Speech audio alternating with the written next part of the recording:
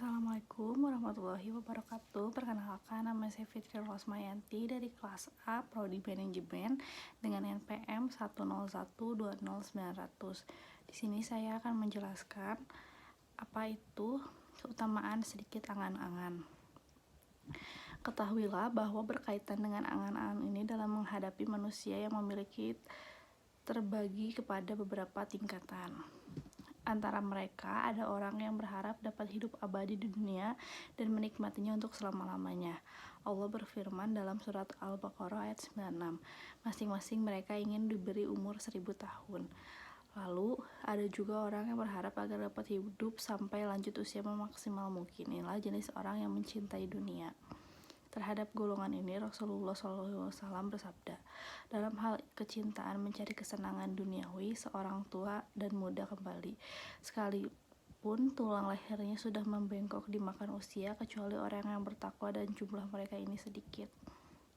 Yang ketiga, orang yang berharap dapat hidup setahun saja sehingga dia enggan memikirkan hal lain karena ia yakin bahwa tahun depan ia sudah tidak ada di dunia. Pada musim panas dia selalu dalam keadaan siap siaga menghadapi musim dingin, dan begitu juga sebaliknya. Dan jika sudah berhasil mengumpulkan bekalan keperluan hidup untuk selama setahun, lalu dia hanya tumpukan untuk beribadah. Yang keempat, antara mereka ada juga orang yang hanya berharap masih boleh hidup beberapa waktu saja pada musim panas dan musim dingin. Yang kelima, ada juga golongan yang berharap untuk dapat hidup sehari semalam saja. Orang seperti ini hanya menyiapkan diri untuk waktu sehari saja, bukan untuk esoknya.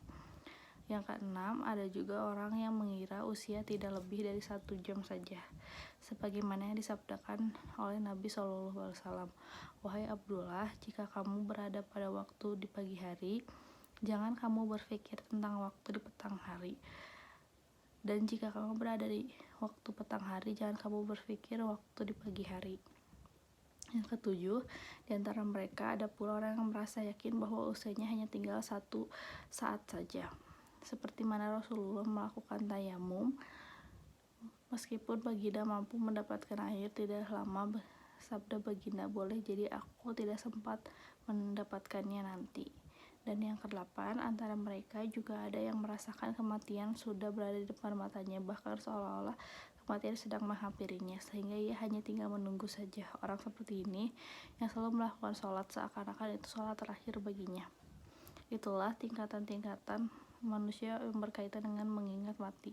Masing-masing mempunyai tingkatan di hadapan Allah. Orang yang merasa harapannya hanya sewaktu-waktu 1 bulan, tidak seperti orang yang mengharapkan masih 1 bulan 1 hari.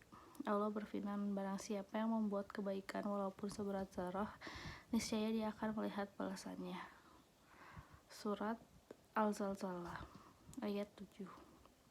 Kesimpulannya, pengaruh dari sedikit angan-angan itu akan nampak pada sikap bergegas untuk melakukan amal kebajikan.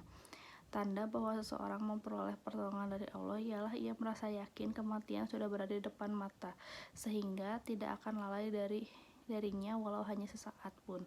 Oleh karena itu, dia siap selalu menghadapi kematian bila-bila saja datang kepadanya.